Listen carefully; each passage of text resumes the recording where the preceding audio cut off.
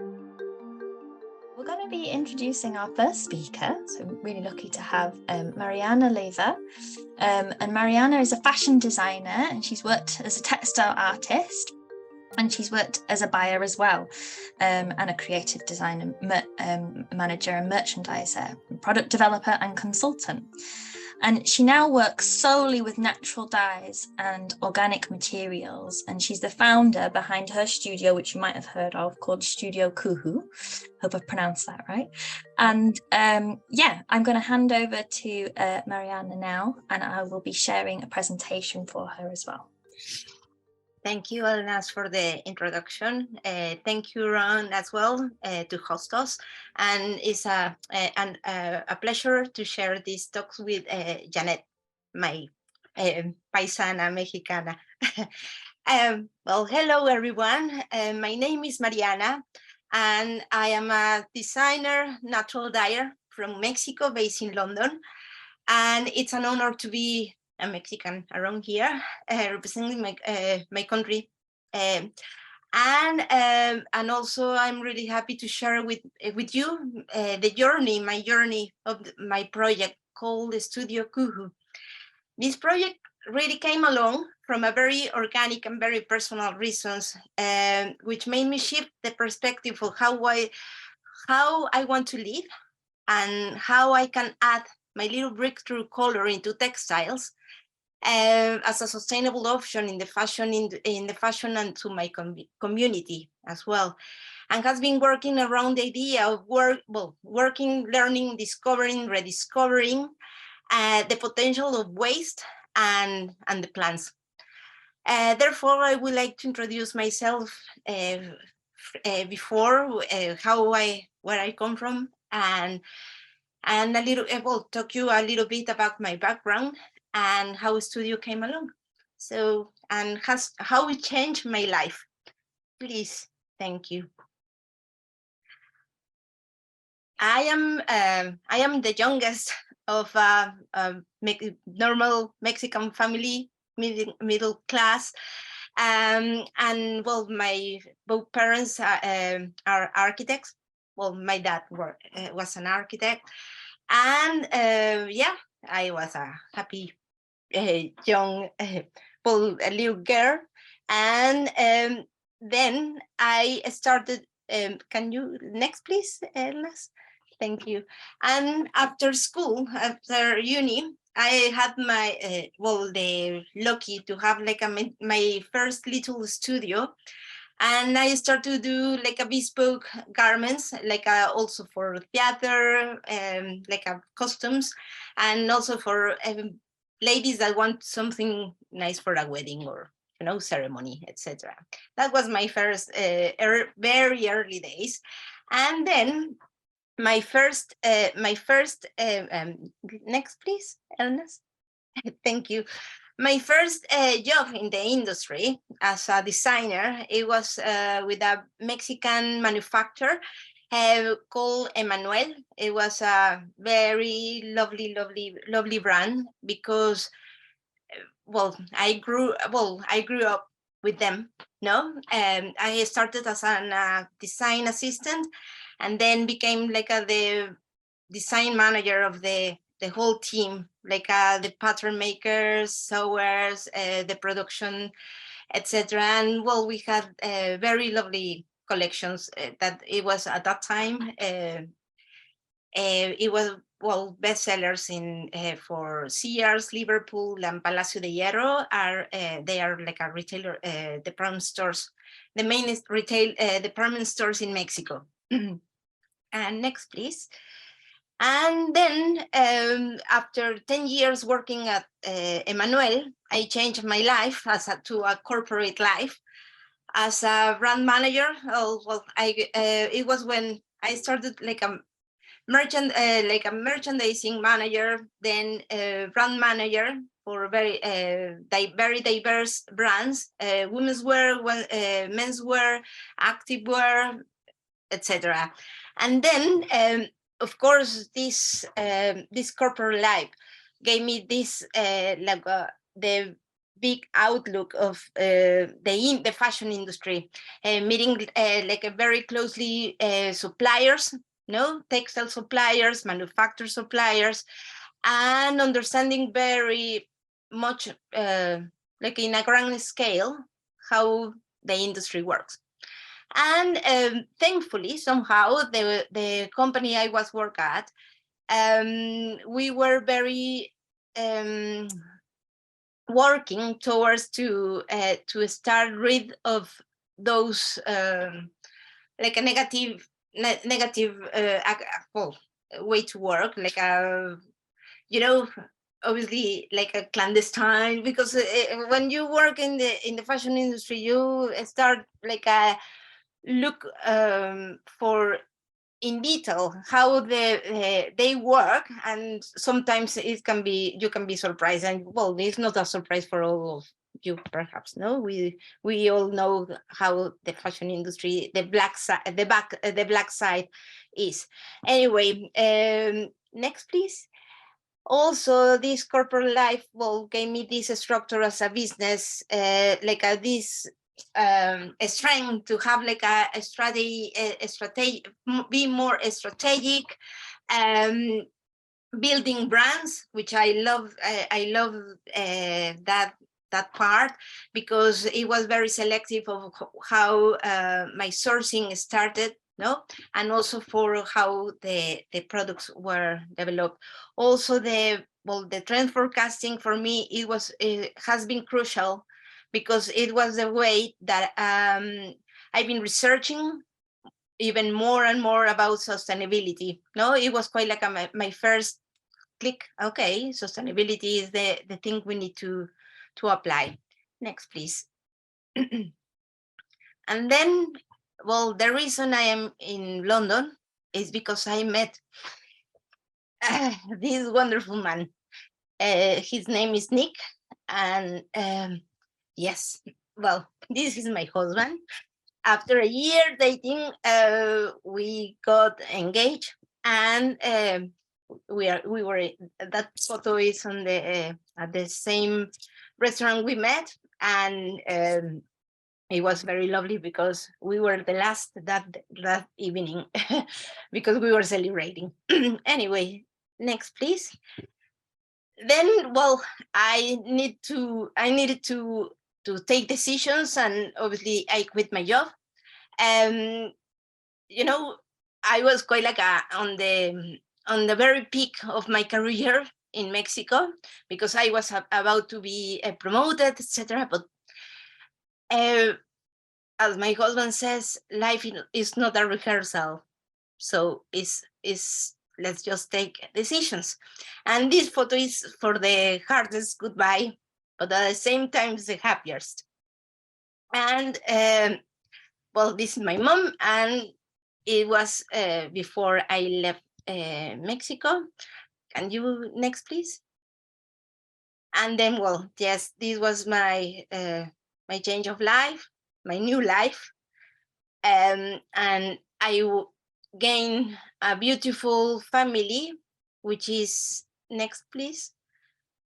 The children that life didn't, well, life brought me, you know, because I don't have the luck to be a biological mother, but they are my children already. So those two are Mati and Arthur, and mi amor. Next, please.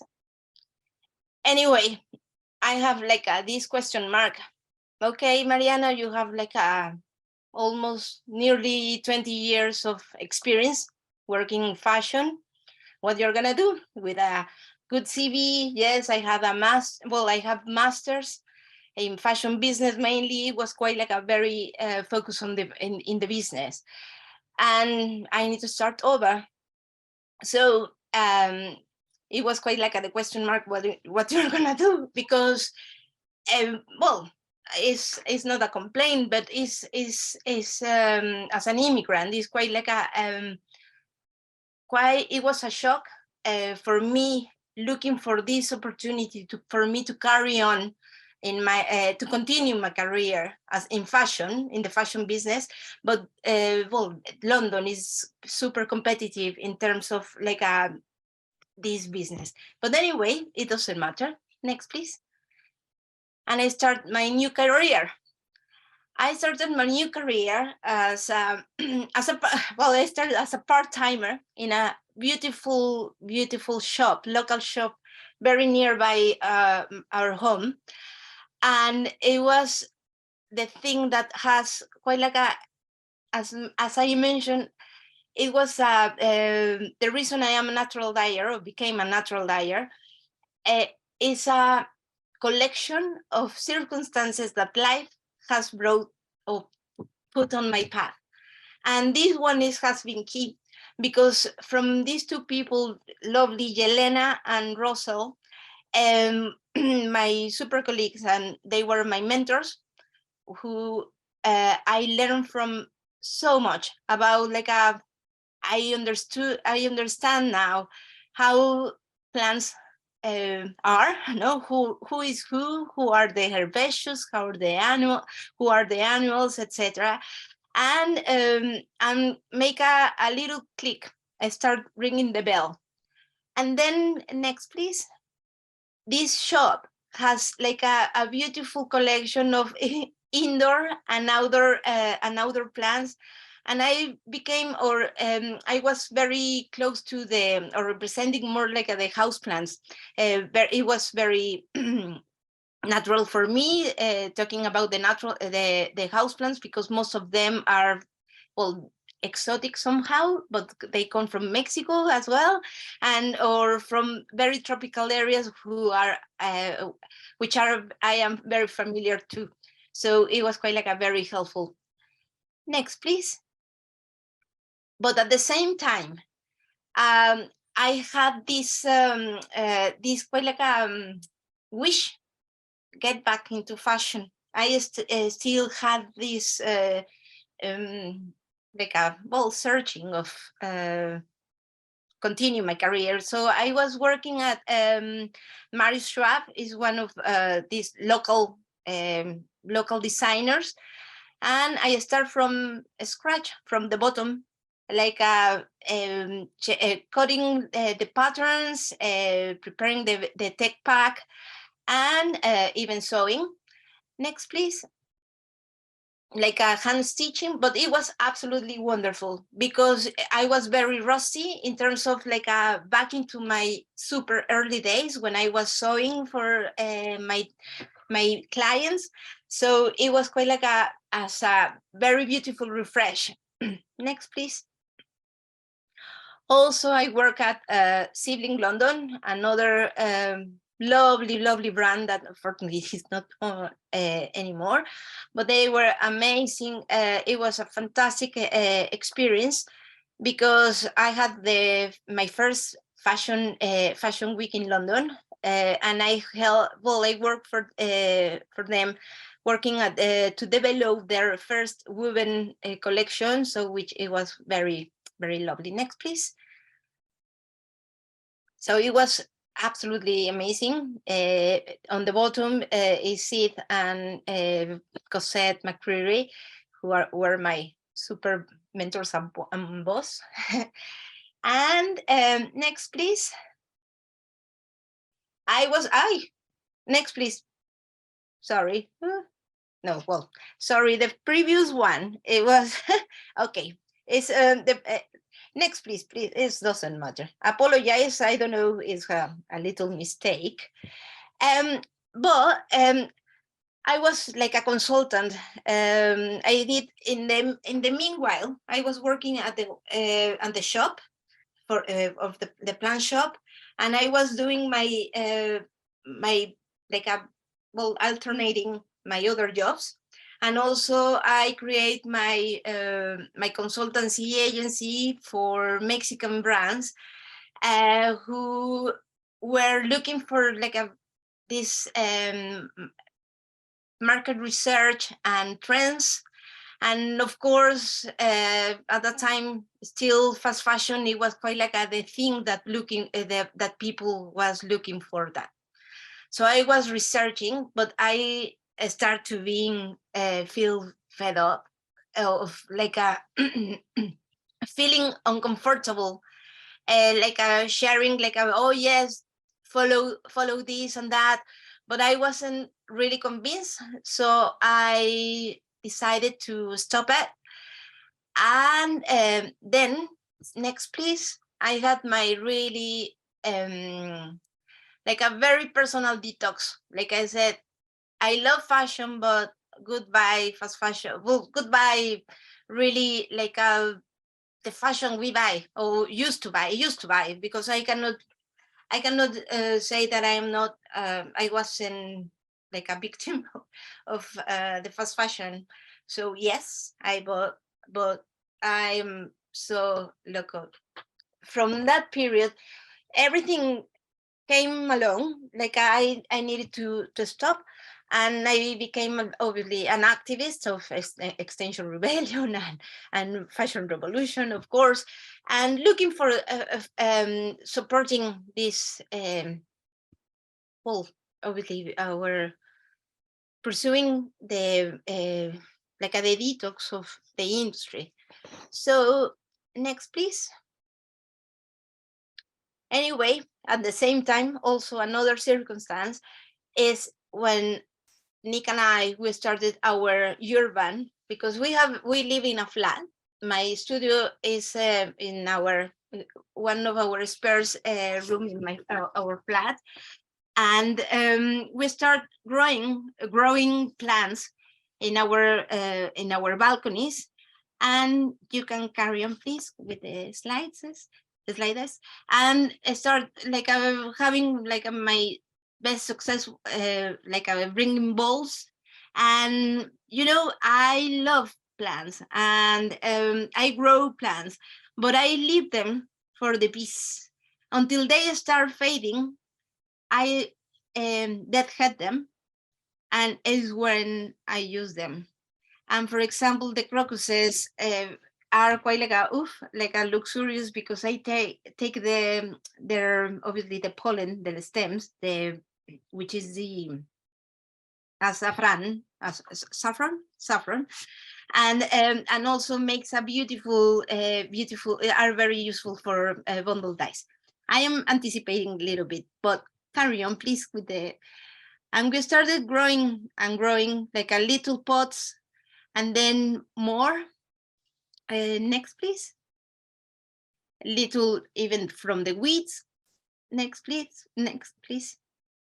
Our tomatoes. Next, please. Also edible. Our little crops. Next, please. And this photo of the iris is last year, because I'm very well proud that the iris came pop up. And also Rebecca. Next, please. And little marigolds, pansies, the blue black moon. Next, please. Also amaranthus came from obviously shaking as well my bundle dyes, and well my delphinium, salvias. Next, please. Well, I start growing more. Next, please. And also for cooking, making tortillas with the narcissus, and also narcissus, beautiful for to print. Next, please. And well, in reality, everything, my Studio Kühü started because of this. Nick asked me before I joined him in London. He asked me, baby, what would you like to have at home to feel you at home? And I said, oh, good question. And I said, oh, baby, I would love to have flowers, because I used to have fresh flowers every other week when in my flat in Mexico. So since then, I am lucky to say that every time we have fresh flowers at home. So I started to gather the petals, because for me are, well, special. So next, please. and I start to build up my collection and split them up by colors, because I think, I don't know, I'm gonna make it as sachets, or I don't know. It was quite like my romantic idea to have them. And perhaps just fill jars, glass jars, and to have them to decorate home. But next, please. This photo is where my click came, because I started trying my petals, and I noticed one day the paper got almost the patterns of the flowers. And I said, oh my God, imagine if it is doing the flowers with some paper, what can be done on textile, no? So I started researching, because my wish was, we were organizing our wedding in Mexico, and I was thinking to print my wedding dress with the flowers from Nick. But it was a very beautiful idea. Didn't happen, because organizing a wedding in a long distance it's quite difficult. Anyway, I carry on. Next, please. And also, I went to this exhibition from, I don't know if you know this beautiful artist, is our friend, is Rebecca Louise-Law. She is a fantastic artist. She does installations purely with flowers. And she has developed a way to dry flowers, hanging, but she does beautiful sculptures and with flowers. And those photos are from an exhibition called Life After Death, and it was make me also ring my bell. Next, please. So that's why when Studio Kühü came along, because my wish, it was to back into fashion. Yes, I was looking for that, but I started collecting these different episodes that since I arrived to London happened to me. I became a gardener obviously I'm not an expert, I'm still learning, and every season I learn even more and more, and also working through my practice. But I started to decide, okay, I'm gonna back into fashion, but it needs to be in a sustainable way. So I said, okay, I got flowers, let's start. Perhaps I'm gonna start making some scarves, and did happen. So I next, please. I started researching, oh my God, how can I print make it happen? No. So I went to Bristol and met Babs Behan, and took this beautiful bundle dyeing workshop. So I understood the principle. So from then I received a book from Nick gave me a book, India Flynn's book. Do you know? Is the master. From them, I start researching, studying, and experimenting. It was mainly my way. Next, please. And then starting making my own experiments, and starting classifying, understanding what colors, what really is wash fast, and I start to classifying and start to building a book, my journey. Next, please. Then I had the opportunity to take a course at St. Martin's of sustainable colors and dyes, and Claire Spencer was she was our tutor, and it was absolutely extraordinary way for me to have this quite a vision. Of course, I have this experience about the fashion, etc. But it was beyond of that. It was to understanding from history how natural dyes have been in humankind life, no, and how have been preserved over the centuries, and how amazing can be it was since the early ancient times. The upcycling, it was a norm. It was something very natural.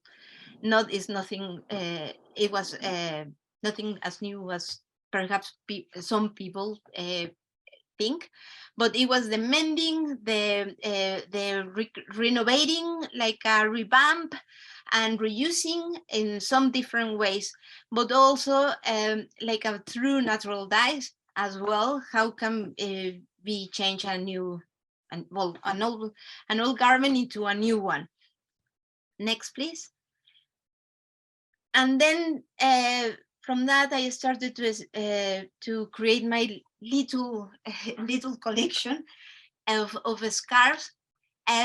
Studio Kühü, in reality, the name came until I think 5 years ago. At that time, 7 years ago, it was my botanica more, but it was very personal. Personal project, and I started making this like a little scarves for myself, for friends, for my family, and start to growing because people start, oh, look, make me one, make me do another, make me like for my mom, or etc. So I started to develop. Next, please. Different scarves, obviously looking for always. It was like the principle, it was using natural and organic fabrics, and I researched, went to trade shows, etc. to know where can I source my fabrics in a sustainable way and certified, etc. So I use pea silk, cotton, vintage linen, Irish linen, even the UK pea silk. I don't know if you have heard about that, but it's beautiful. Also cottons, and well, I started to develop some bigger pieces. Next, please. And I start developing quite like a bigger pieces, such as like wraps or kimonos, also printed by with flowers. And my first batch, I forgot to mention that my mom sent me my first batch of cochineal. So I started to experimenting a part of flowers, because my previous, well, first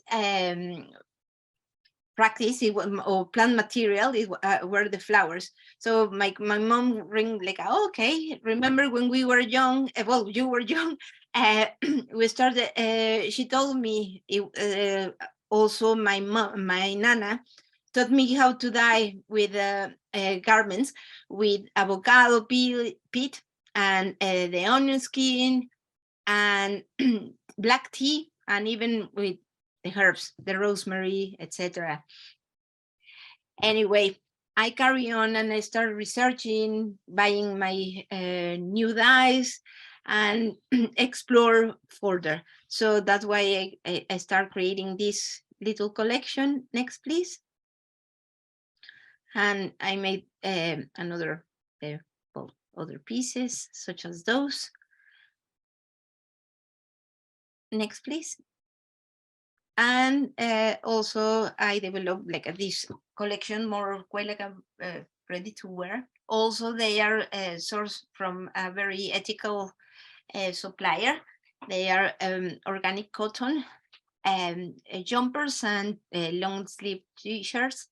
And all my collection, most of my collections were, if you have the chance sometime, well, at some point to visit my website, those collections were inspired by textures and well, textures of nature, such as sunsets or even birds, the bark of a tree, even, well, I'm very perhaps I see beyond some beyond textures, because I can see like a faces of animals or shades of that represent perhaps like a flowers, etc. And I need to make a, sorry, I skipped this point, important point. Studio Kühü came also as a celebration of my heritage, Mexican heritage of natural dyes in my country.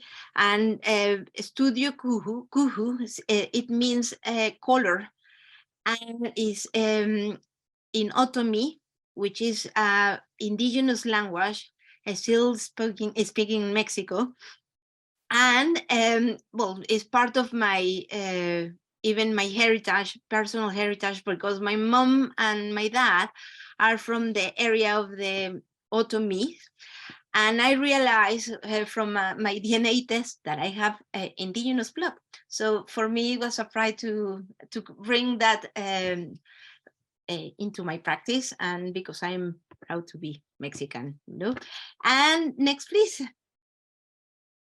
And then I start to well, I look for the way to bring in a proper way some Mexican dyes, and I start to add it into my well, offer from my website.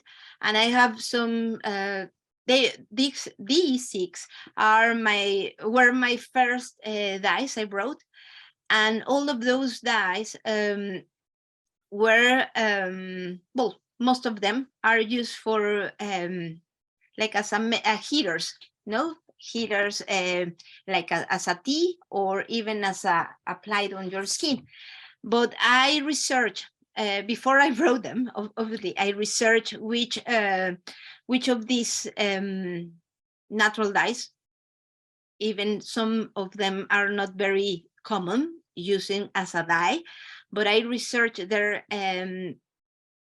well, like qualities, dyeing qualities, and I discovered that they have an amazing tanning properties.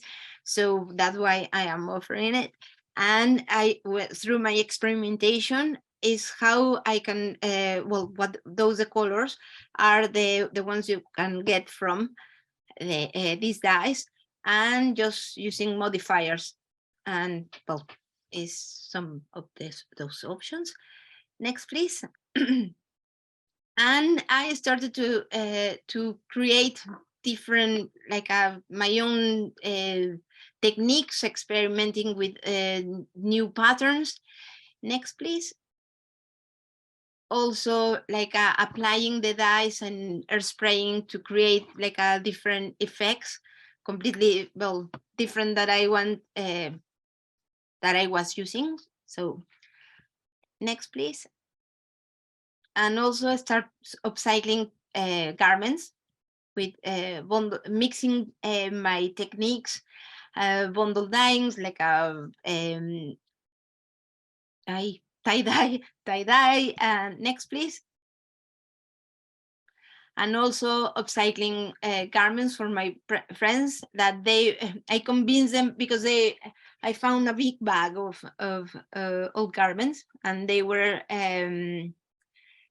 planned to go to the charity shop, but they were in great conditions, just had some stains of paint. And I said, come on, I can do this for you. And they were super happy. Next, please. And also I have made some garments for different private clients. Next, please. Also another. Next, please. Those are some examples of my different work. Next, please. And in other hand, also I share my practice through workshops, and the faces of the people is like the most, well, the best, most beautiful reward, because it's amazing how they enjoy it. But it's, for me, is quite like one of the best bit in my practice, to sharing my what I know, and even more. No, next please. And like a couple of years ago, my business is, well, became, obviously, the Studio Kühü is my business now, is my full-time job. But 2 years ago, I started working for artists and designers, and I'm providing their my services, dyeing their either garments or their fabrics, and is how I've been working now. Next, please. This is one for designers. This is quite like the view most of the time of my studio. I can, in this studio, I can dive about like 50 meters at home. From home, I can do that in this studio, about 50 meters max. But I have an alternative, well, another studio space for the bigger commissions. Next, please. And well, these are some for another clients. Next, please. Also, this one, very colorful. Next, please. And different techniques as well. This is for another lovely guy, Monad, who is from Nigerian heritage, and he asked me to do the chivalry for him because he does upcycle, like he gets the stock fabrics and renovate it into his lovely garments. Next, please. And also, well, I was commissioned for my old employer at an N1 Garden Center. He's Paul with me. So, for we did, well, I did this for the Chelsea Flower Show 2 years ago, and they, well, it was part of their display. So I dyed the cushion and the this throw for a woolen throw for them for their display, and so they gave it away, and it was, well, really lovely experience. I obviously died with the dead heads of their garden center, so it was a very nice thing to do. Next, please. Also, a part of well, working through my from my commissions or my waste, because I have the waste, no, from my my bundle dyes or my exhausted dyes. I start to, well, to dry them again and to ground them and to create inks, no, from them. So I started to be very like my mom, keeping everything because you never know, you will use it at some point, and I am doing it because I don't want to waste anything. So that's why I start, like, I'm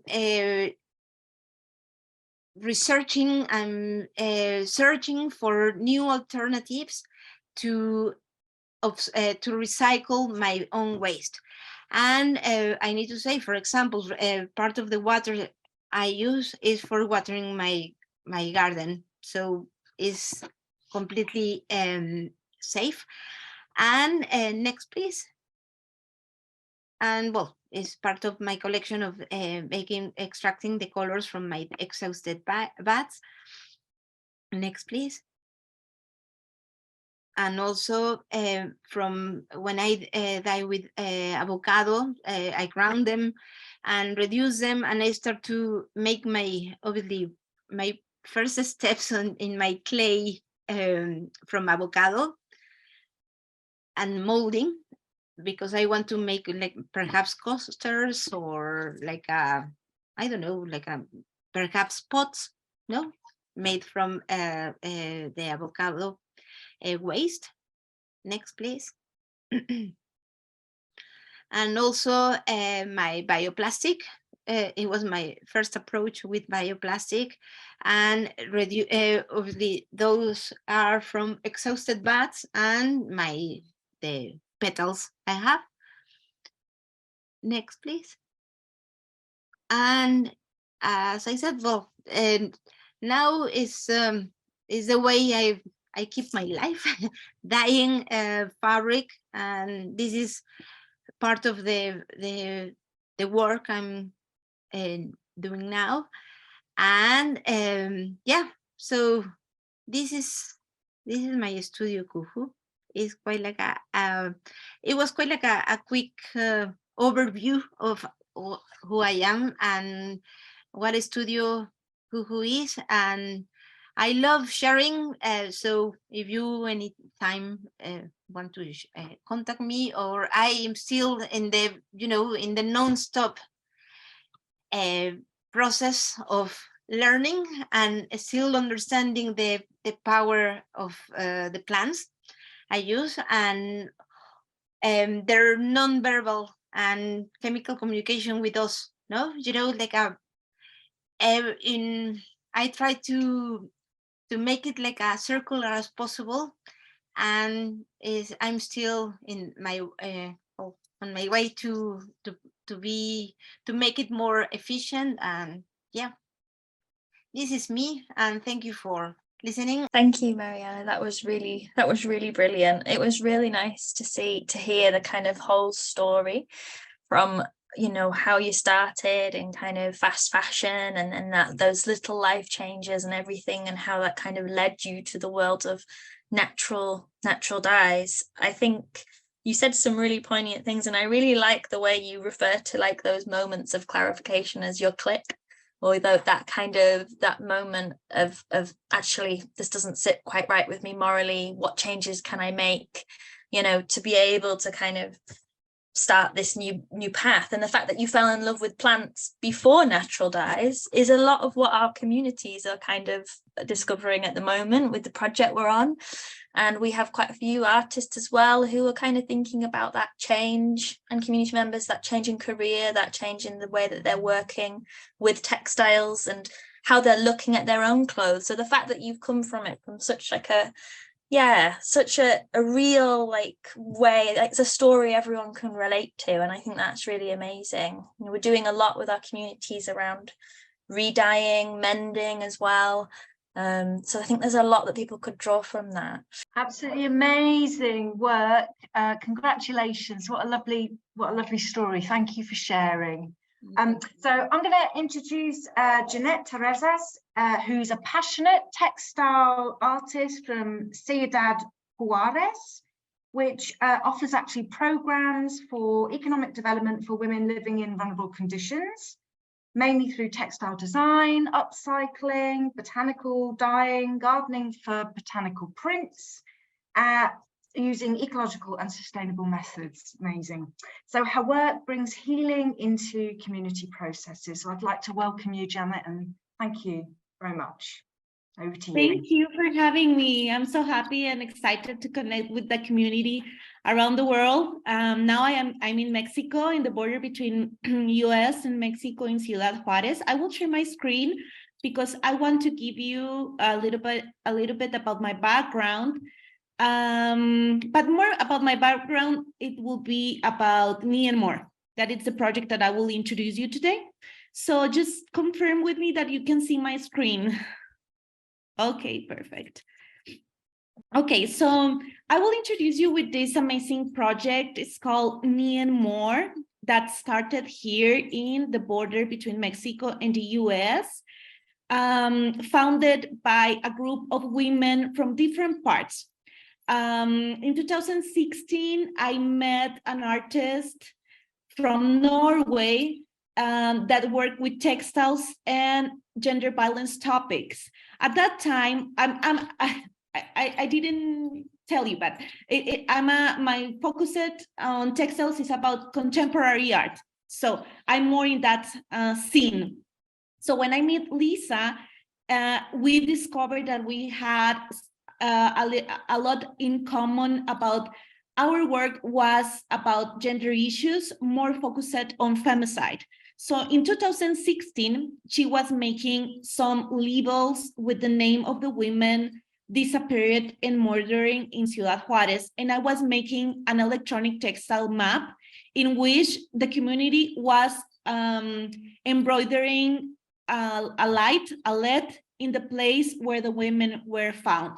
So when we meet and we start conversation about the issues that we was facing here in Juárez, we started to create like some workshops, conversations for 1 year, but what we wanted to create, it was a safe space for women. And that's how Ni and More comes, right?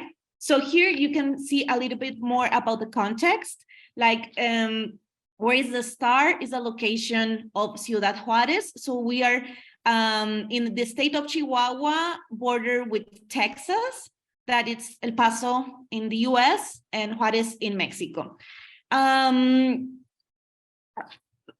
can I explain? Okay, so we came from this contemporary art background, analyzing and reflecting and criticizing a lot of the issues that we're facing.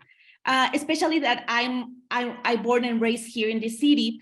I have been researching since young age what was the reason we have living a lot of violence. And this is related with the border industrialization plan that came in the 80s, 1980s.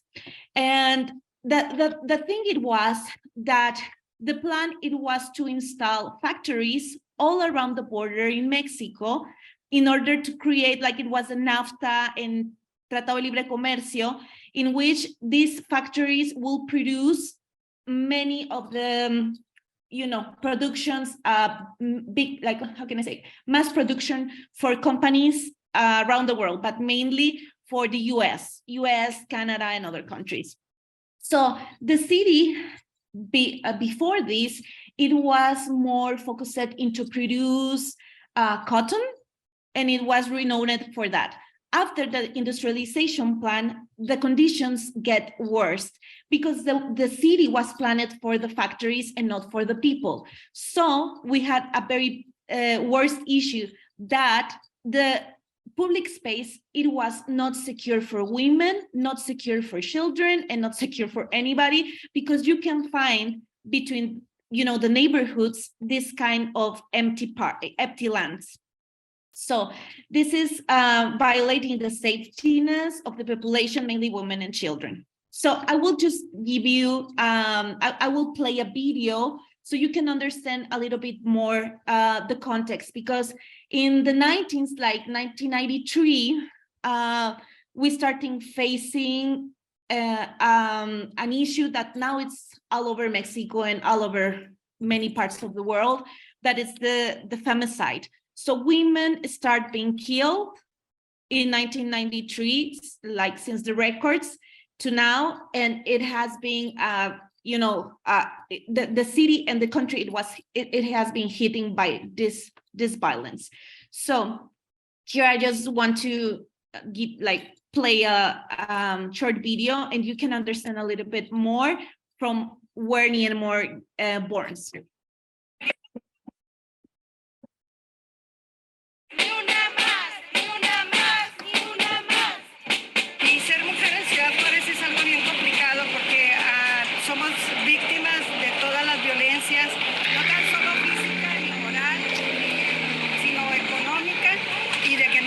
Acceso a los servicios. Estas reformas estructurales han empobrecido nuestra vida y cada vez tenemos que salir a trabajar más horas para poder tener el sustento del día. Todas las mujeres que somos trabajadoras de Ciudad Juárez, también es violencia tener una jornada de doble o triple para conseguir el sustento. Aquí se siguen desapareciendo las jovencitas y el gobierno no hace lo necesario para que las niñas aparezcan. Me parece algo terrible que los padres y las madres tengan que andar en el arroyo de Navajo buscando huesos de sus hijos.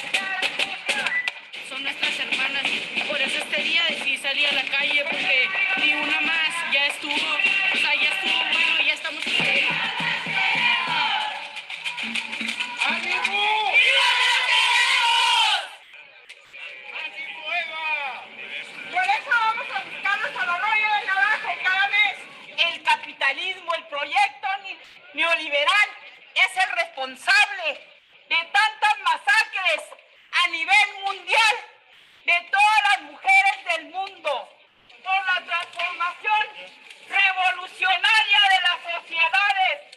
Ya basta de tanta sobreexplotación del hombre por el hombre. Buenas tardes, compañeros. Estamos aquí manifestándonos, al igual que ustedes, porque estoy en contra de la violencia en contra de las mujeres. Al igual que ustedes, mujeres, yo también he sufrido violencia, pero una violencia que es tipo psicológica, debido a que ha sido mi trabajo. Buenas noches, compañeros.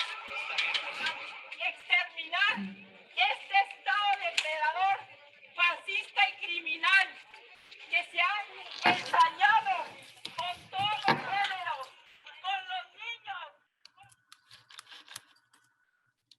Okay, so returning into the presentation, Me and More, it's a social program. It's a social program, a social innovation project that comes from the activism, fashion, and art. But at the beginning, Lisa and we was so like, we didn't know anything about fashion. So that is very curious. So we was more into contemporary art, but we wanted to do something.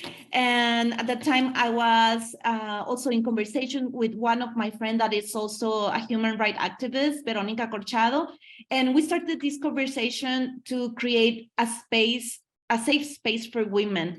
So the name Me and More comes from the Spanish word, Norwegian and English word that means not one more, inspired by the poetry of Susana Chavez Castillo, that she was a poet from Ciudad Juárez, and she get murdered in 2011. So what we want to create and we want to spread is a voice of hope for women, but also to create networks of support between women, because we notice that the femicides like happening in a spectrum, and it's like how can I say, progressive. So when like the femicide is the last point of the peak of the violence, but when women are supported by a network, it's more easier to go over these situations of violence. If you are a woman that is economically empowered, you will take more easy decisions to put yourself safe, like to not put yourself in risk or leave a partner that is violenting you. Like, I mean, there's many factors around the femicide, but we discovered that one of the things, it was the isolation. So that's the reason that it's very important to create community. So we started this project in 2016. We built the workshop in 2017. And now we have been working with women mainly from places that are hit by violence, but also we work with women from the indigenous communities in Chihuahua that are Rarámuri communities. So we have a small workshop in the core of Ciudad Juárez, in which we give in this program classes of fashion design, patterning, and textiles, and also we implement the technique of the natural dyes, because we want to create another way to produce textiles. And the women, all the women that are part of the program, they receive a fellowship. So in that way, they can be economically, supported. And at the same time, they are learning new skills and having benefits from the program that they are in. Yeah. The program that they are in. So we know that we cannot alleviate the systematic violence that we live, but we can create better conditions for development and change. So we notice also, like, we have this main studio in which we give the classes and everything, but also we have with communities that are living in the outskirts of the city, and we have been building relationships with other nonprofits that help us like with the spaces, and we give workshops in, you know, rural areas in which women can come and make the natural dyes. Also, like we are conscious about that, like many of the women, they have children and sometimes they don't have anyone to take care of the children, so they can come with the children, and we support them because we are a network of support.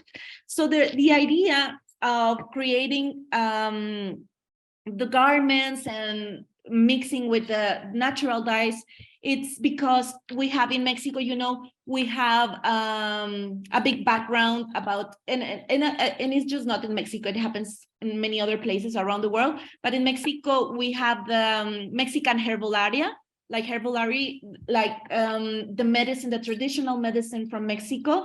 And we discovered that this ancestral knowledge give us the chance to explore it in another way, like in the way that is aesthetic, but also at the same time working with plants and printing with plants gives healing because it's a creative process that distress. So in the 6 last years, we have been exploring with more than 150 natural color ranges. We have been doing some documentation and working with other plants that are not from Mexico. We mainly use the bundle dye technique, that it's put it with flowers and the bundle and steam it. And what we do as an organization is that all the flowers that we pick comes from the local flower shops, and all the leftovers of these flower shops are donated to this nonprofit. So we give workshops about different kind of techniques, like in this case, like natural indigo and other natural prints. And some of the women that are part of the program, that, as I told you, are coming from the Raramuri community. Here in Juárez, the Raramuris, they has been displaced from the mountains, from the area that they are living into the cities, because we have an issue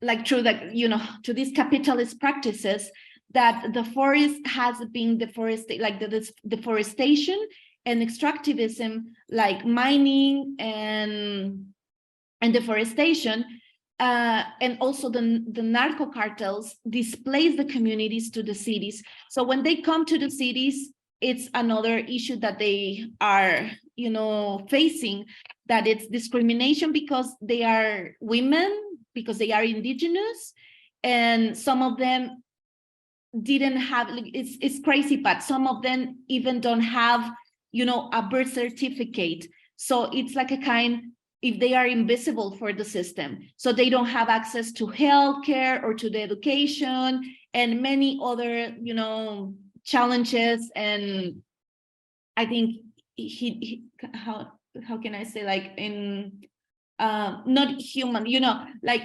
inhumano, like I don't know, I'm sorry, I'm mixing my Spanish. So what we are working in this program is to bring better conditions and to help them to learn skills. And when they finish the program, what we do is to help them to open their own businesses at their communities or at their colonies. And we think that is more than a fashion program or more than a textile program. So now, 6 years after we started, now we are having like the program where they, the design program, the natural dye program, but also we are in this point to help them to finish their basic education. And also we start this year with a program in the women migrant shelters, creating an art therapy program to give also economical support to women that are facing migration. And this is to the natural dyes. So coming back, like speaking a little bit more about the natural dyes, we have been researching also some of the natural dyes that we have in Mexico, some color ranges. And for us, it's like to connect it with the earth and textile practices that are being sustainable for longer. And it's like, you know, printing technology used mainly by the ancient cultures in the Americas, also before colonization, and also to express our identity and recognizing our indigenous heritage. So here we can see some of the pigments that we have been researching. So one of these pigments that we use a lot in studio is nochestli, sangre de tuna, that is also known as cochineal, in which we can find it in the cactus. Like we live in a desert. So here in the desert, there's many places that you can find the savage cochineal. We are not producers, like we are just using the natural pigments. We really want to go in that direction. But at this point, we are just, you know, like ordering and using it and exploring. And we are like using cochineal in very vibrant and more vibrant color ranges, like the pink, the orange, and some salmon color. And this is just a sketchbook. Also, we are like connecting with some elements that we have in our state, like the clay. Like there's a place here that is called Mata Ortiz, that it's an archaeological area in which the clay pottery is very renowned. So we are trying to, you know, be the more local possible. The Gobernadora, this is a plant that it's endemic plant in all southern US and north of Mexico. It also has properties of healing for urinary illness, but also it gives us this beautiful yellow and green, and we use it also to print at studio. So this is a little bit about the research that we make, some shapes, and using indigo also, like indigo. The indigo that we use at studio, it comes from Niltepec, that it's located, is the only place in Mexico that produce indigo. And it's located in the state of Oaxaca and Chiapas, in the border, in the Istmo, it's called. And there's only just one family that surviving doing the indigo, producing indigo.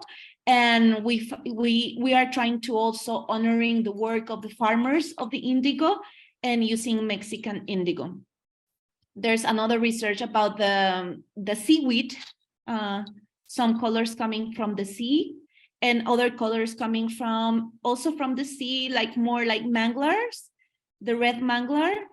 And here you can see like some of the in the map, and all the red dots is the places that you can find the red mangler. And it's a kind of tree, but the part of the tree that has the pigment is the root. So we print with the root, and it looks very red when you print it, when you make the bath, but the color is more orange. And that one you can find it in all places where it's the coast areas. And this one is not endemic, but we use it a lot because here in the border there's a lot of walnut. So the walnut and giving the color browns and the color blacks, and the black beans, because black beans, it also has been part of our history in the Americas. And this one, it's an endemic from the Americas, and the beautiful, you can see the beautiful purple that we get from the black beans.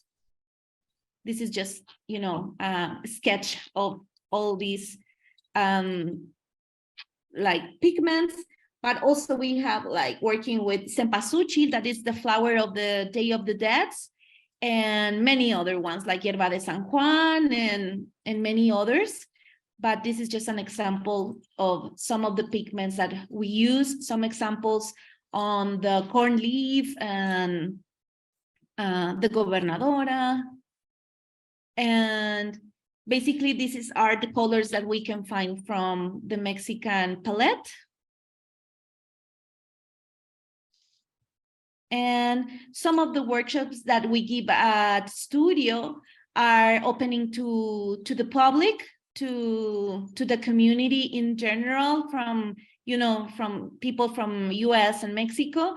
And we are trying to do it, this kind of workshops, to keep teaching and spread the knowledge on the weekends, and also in a way to create community. In 2021, we started a project in El Ranchito that is in the outskirts of the city, in the highway to Casas Grandes, another city.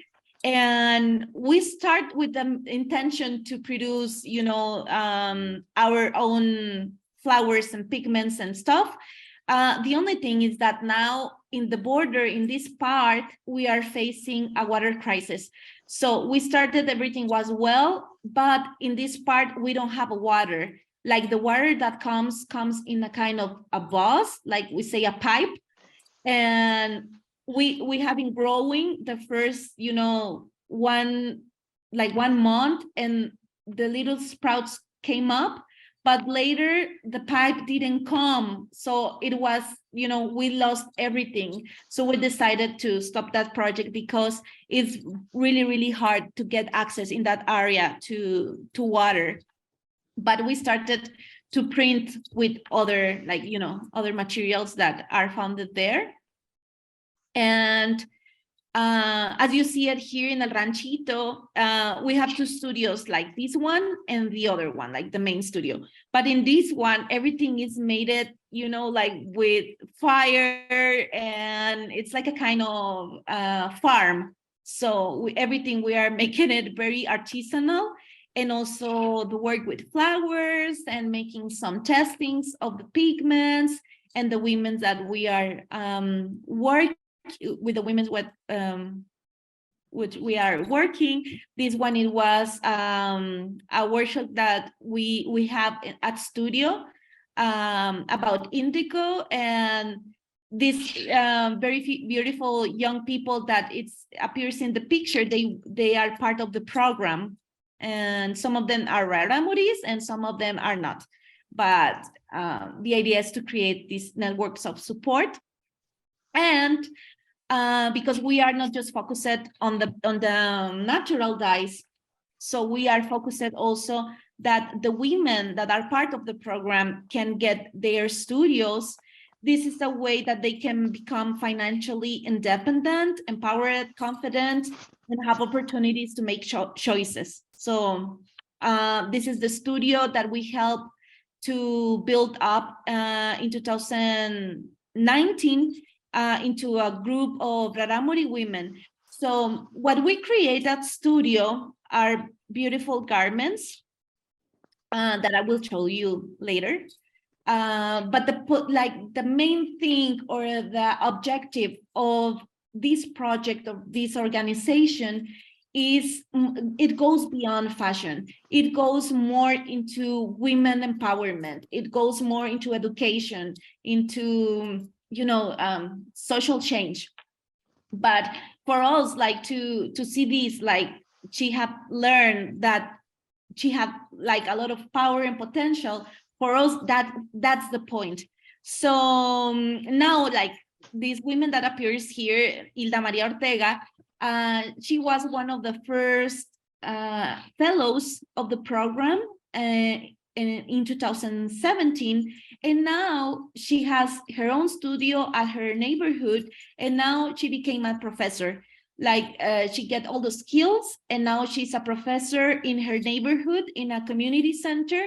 And what we do in this community center is that all the leftovers of Ni and More goes there to this center, and they are building bags, they are building textile jewelry, they are making like, using all of these leftover materials, and she's leading that group with other women.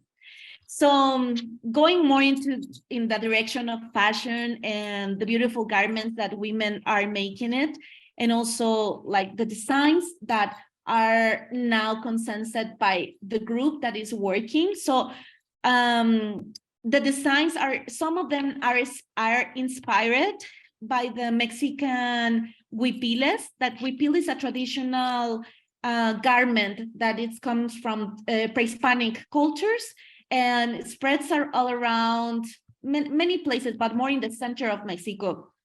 But this is an interpretation of a huipil, and the other one is more inspired by the Raramuri community. But the thing is that we start the project in a way that we wanted to create a system in which the women that are part of the program, they can have the skills to design the garments that we produce. So we are not working like as we are designers and then a group of women sewing the production. No, it's totally the opposite. So the women that are in the program, they are the women that are designing the garments and at the same time producing. And this is some of our designs. And also the printing, the yellow one, it comes from Hierba de San Juan and turmeric. Hierba de San Juan is a plant that you can find in the Jalisco state. It's more in the west of Mexico. And then into the right side, we can see the white dress. This one is printed with eucalyptus. It's just like the hammering process. And the indigo t-shirt, indigo huipil. And also what we try to show is the diversity of women, the diversity of women of color or women from this area. We work also like with many different kinds of materials, but all of them are natural materials like cotton and linen. And we stopped to using silk. At the beginning, we was using silk, but now we think it's problematic and it's not like very sustainable because, like the mass production of silk is also like devastating ecosystems. So we are not going in that direction. We are trying to choose another methods. We started to work with vegan silk, but also it's not too very ecological. So I think now we are facing these, like it's not too easy, like to find ecological ways. To like the way that fabric is produced, it's hurting the planet. So, and also like we find last year, an artisans from Oaxaca that they produce the cotton, but it's also really expensive. So we are trying to see more options. We have been also working with different photographers and artists that helps and support the program. Also the models. This beautiful red dress is printed with cochineal and eucalyptus. The other ones are with indigo, like the one in the left that is kind of purple is with the black beans, and the green one is with gobernadora. And also showing the diversity. Some of the models are coming from Apache community that is in the southwest of US. Some of them are mestizas or African descendants, Afro-descendants. And here's a picture. I always like to show this picture because she's a very famous singer in Mexico, and she brought one of our dresses. So I say like Julieta Venegas, she's wearing one of our dresses, and that helped us a lot also. So it says here, like, we are not a fashion brand, that we are a nonprofit. We are helping women through the garment production. And the thing is this, like, sometimes people ask me like, oh, but how do you get like the funds and everything? How you make it sustainable? And at the beginning, when we started, we had this idea that it was very fantastic that, oh, with the production, we're going to cover all of expenses and we're going to reinvest and we're going to keep going. But at the end is that the program is growing. There are more women coming to train. They want to learn. And it's very difficult because we are not into the fashion industry. Our production is so slow. We produce 30 garments per month. Every garment, like finish it, takes more than 70 hours. And the women, they are not professional sewers, like they are not designers. We are teaching. So the process gets more slow. And what we want is that the women live the experience and be transformed by the experience. For us, it's not like the point to sell, it's the point that the women can develop and learn well. So this is another thing that is maybe a challenge for us because we don't want to be a factory. We have many factories in Ciudad Juárez, and we are against that kind of oppressive system, and we don't want that. What we want is that the women have time to learn, and the women have time to spend time with their families and, you know, be happy while you are making the garment or making the natural dyes. So there's many things behind. But the point is that, yes, we sell the garments, and everything that comes from the sales goes back to the community, go back to the program.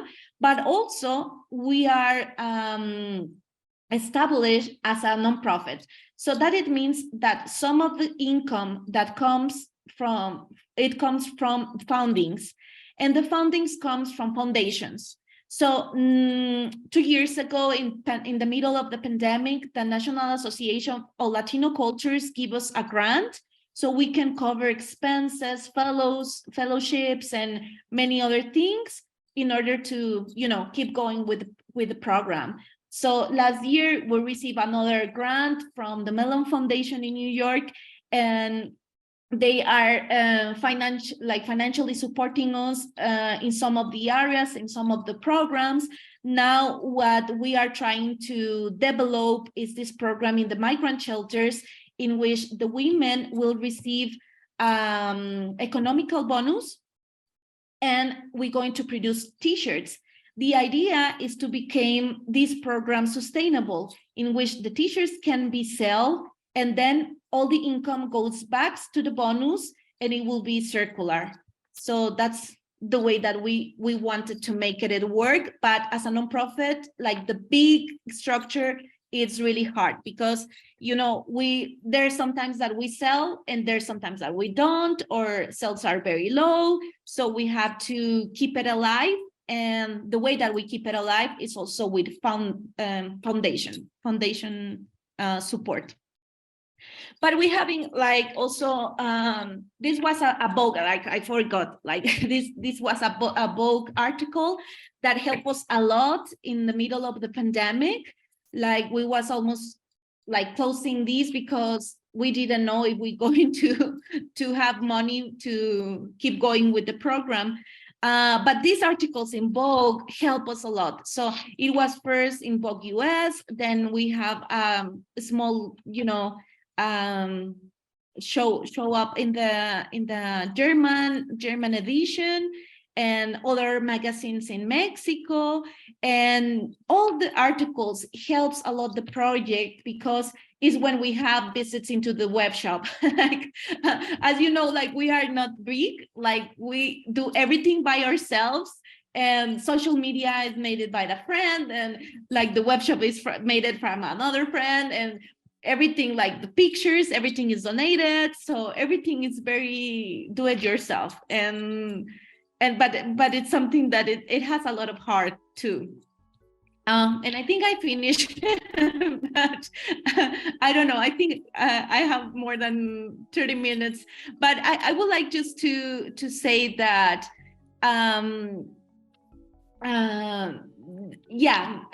I wanted to focus it more, this conversation, into the natural prints, so you can take a look on the natural dyes process that we use,